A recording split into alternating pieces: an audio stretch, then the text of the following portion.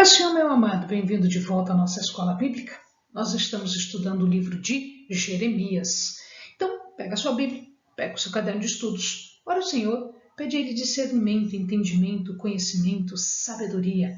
Pede a Ele proteção, para que nós possamos desvendar dos seus mistérios. Nós ainda estamos nessa grande parte, nessa primeira parte até o capítulo 45, e já passamos por vários tópicos, estamos chegando nas profecias do tempo de Zedequias, que vai até o capítulo 44. E nessas profecias nós temos todos estes subitens, que vão nos trazer bem detalhadamente esta grande parte que vai do 32 até o capítulo 44. Então vejamos lá, iniciemos com o estudo na fé do futuro. Esta profecia é de 588, 587 a.C.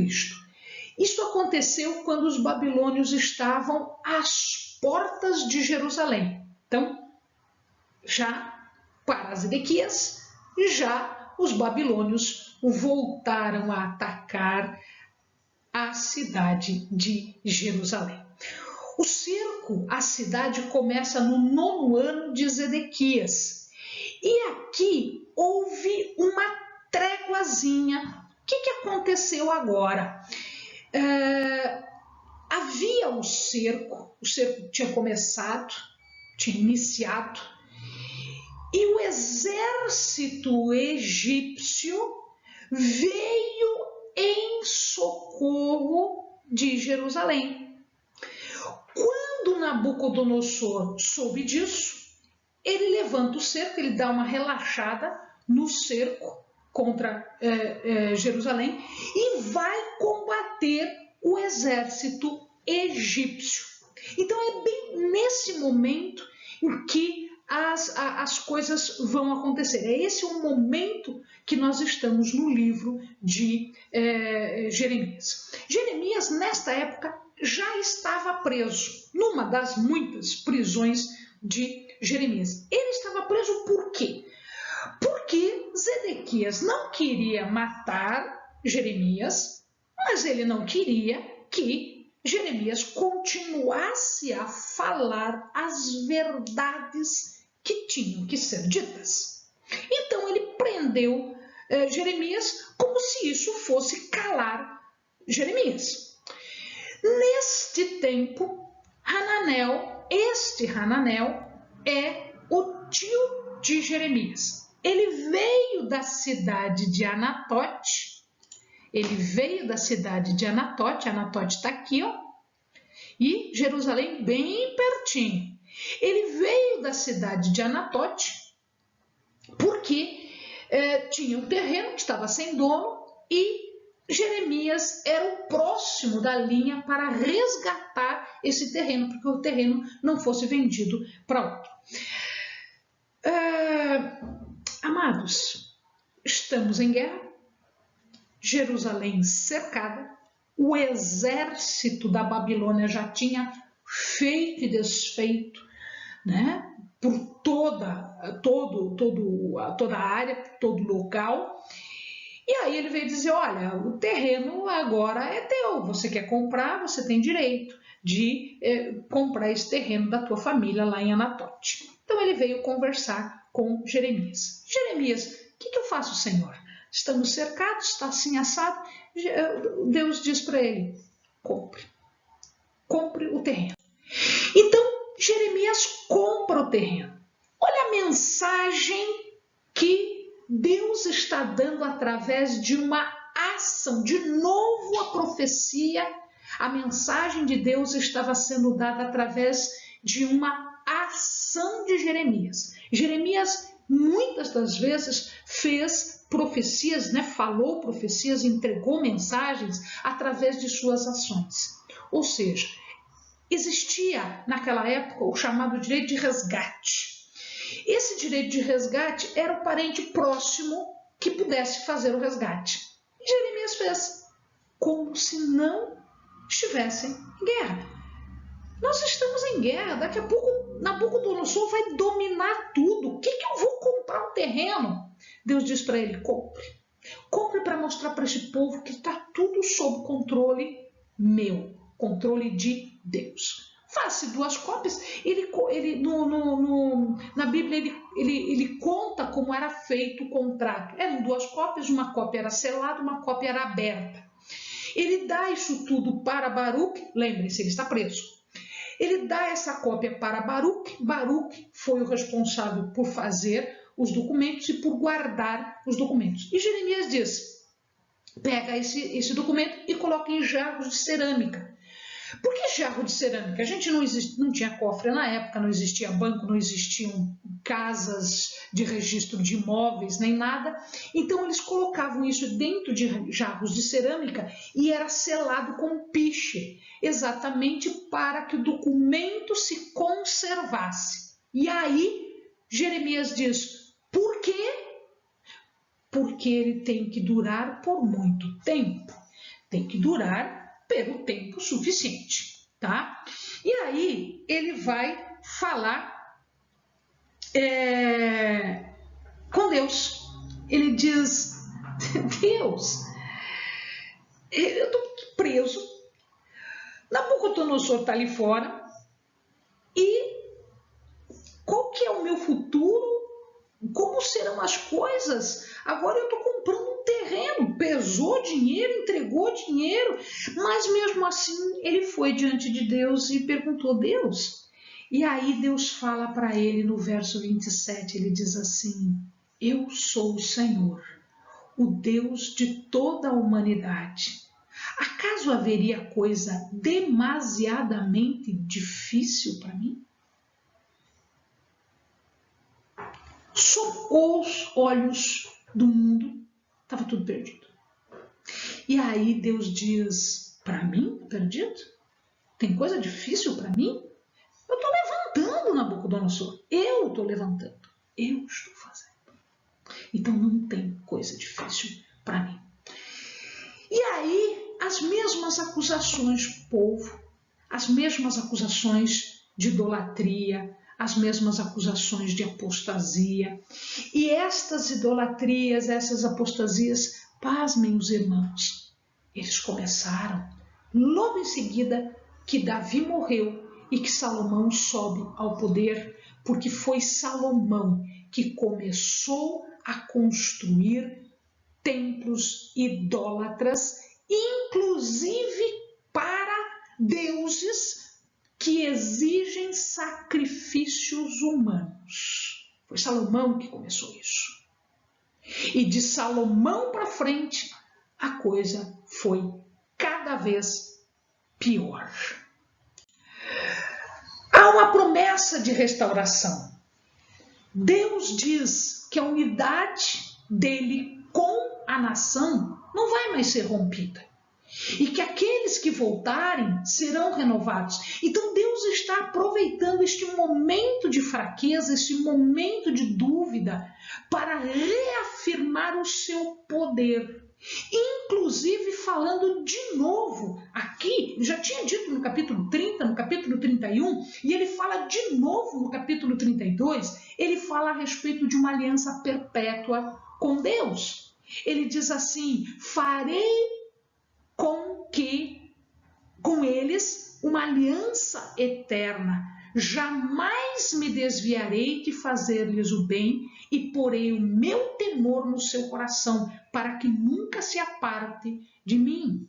Alegrar-me-ei por causa deles, fazendo-lhes bem, e os plantarei firmemente nesta terra de todo o meu coração e de toda a minha alma. Por que Deus está falando isso? Volte lá um verso e veja ali. Dar-lhe-ei o mesmo coração e o mesmo caminho, para que me temam todos os dias, para seu bem e bem de seus filhos depois deles. Eles serão meu povo e eu serei o seu Deus. Amém, amados? Esta é uma promessa de Deus para o povo. Bem, Jeremias, ainda preso, começa então a receber mais palavras de Deus, ainda no cárcere. Ele diz ali no capítulo 33, né, que Jeremias estava preso pela segunda vez, ele estava recebendo a palavra de Deus pela segunda vez, ainda preso no pátio da guarda. Então era a segunda palavra de Deus que estava vindo para ele, enquanto ele ainda estava preso no pátio da guarda, tá? E aqui Deus diz para ele o seguinte: Jeremias, você só precisa fazer uma coisa para ter o que você quer no teu coração. Você precisa pedir. O que Deus está dizendo para Jeremias aqui? Que Deus está pronto para atender o nosso anseio, o grito do nosso coração, os anseios do nosso coração.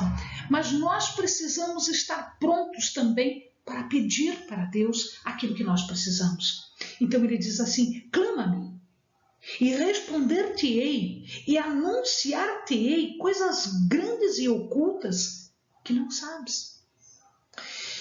Eu vou dar conhecimento, eu vou desvendar mistérios, eu vou aclarar as coisas.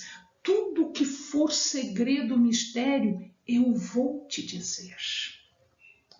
Deus está dizendo para mim e para você: não interessa se você está livre ou se você está preso no pátio da guarda, não interessa se você está dentro de uma cova, não interessa se você está dentro de uma cisterna, não interessa se você tem grilhões nas mãos.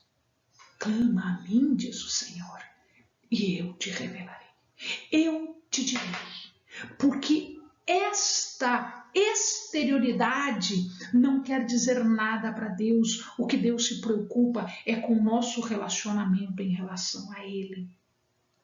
É o nosso relacionamento com Ele. Haverá época de paz, haverá época de segurança.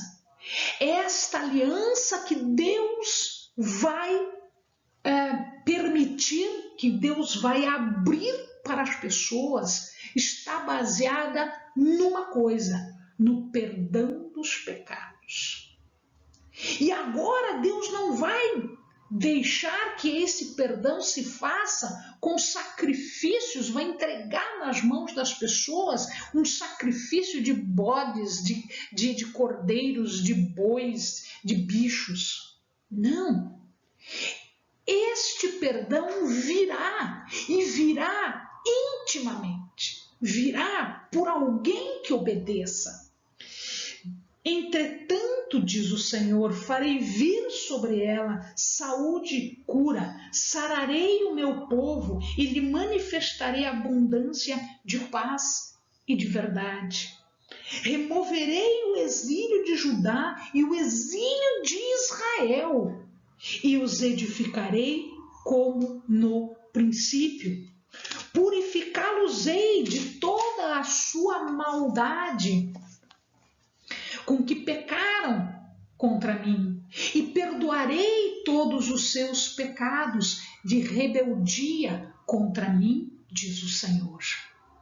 Esta cidade me servirá de nome, de alegria, de louvor, de glória entre todas as nações da terra que ouvirem todo o bem que eu lhes faço. Espantar-se-ão e perturbar-se-ão por causa de todo o bem e por causa de toda a paz que lhe dou. Esta aliança fala do caráter, do hesed de Deus, da misericórdia de Deus, da graça de Deus, do amor de Deus. Um amor que está fundamentado em purificação, em arrependimento, em limpeza de pecado, em obediência. O mundo pagão, do mundo de Babilônia, eles aprenderiam que a idolatria não leva a nada. Eles aprenderiam a verdadeira adoração, a adoração de coração. E eles seriam testemunhas agora do poderoso feito de Deus, da poderosa mão de Deus. Deus continua. Existiriam ovelhas a passar pelas mãos do pastor. O que quer dizer isso? Quer dizer o seguinte, meu amado. Quando as ovelhas eram recolhidas no aprisco, para que o pastor contasse e tivesse um controle se as ovelhas entraram, se estava faltando ovelha, para reconhecer, para contar, etc., ele estendia a mão ou o cajado. E as ovelhas passavam pelas mãos do pastor. Então, à medida em que as ovelhas vão entrando no aprisco, elas recebem uma contagem que é, em verdade, um carinho da mão do pastor. E aí o povo diz que a mão está cheia. Por que a mão está cheia? Porque vai passando uma ovelha, outra ovelha, outra ovelha, outra ovelha. O povo de Deus sentirá a mão de Deus. E esta mão estará cheia do amor de Deus. Porque nós agora pertencemos a Deus, nós fomos comprados a preço de sangue. Não foi qualquer preço, foi a preço de sangue. Então agora nós sentiremos o recede de Deus, a misericórdia de Deus, o amor de Deus, a comunhão de Deus, a graça de Deus. A restauração da linhagem de Davi, porque este que virá será um Messias davídico. Ele vem da linhagem de Davi. E haverá um templo verdadeiro, num culto verdadeiro, com um rei verdadeiro e ideal. Não um rei fantoche, não um rei mentiroso, não um rei corrupto, não um rei idólatra, não um rei pecador. Um rei de verdade. Isaías fala, Jeremias fala, outros profetas falam de um Cristo que é manancial de águas vivas, que é o bom pastor, que é um renovo justo, redentor, Senhor, justiça nossa, Yahvé Tzidkenu, Rei Davi, conforme o coração de Deus. Este rei restaura a verdadeira e antiga aliança e dinastia, porque Davi foi segundo o coração de Deus. Jerusalém terá um novo nome, Tzidkenu, Senhor, justiça nossa, porque a justiça de Deus, a salvação de Deus, a paz de Deus é que será aplicada ali. Assim diz o Senhor dos exércitos, ainda neste lugar que está deserto, sem homens e sem animais, e em todas as suas cidades haverá pastagens onde os pastores farão repousar os seus rebanhos. Vem dias, diz o Senhor, em que cumprirei a palavra boa que falei à casa de Israel e à casa de Judá.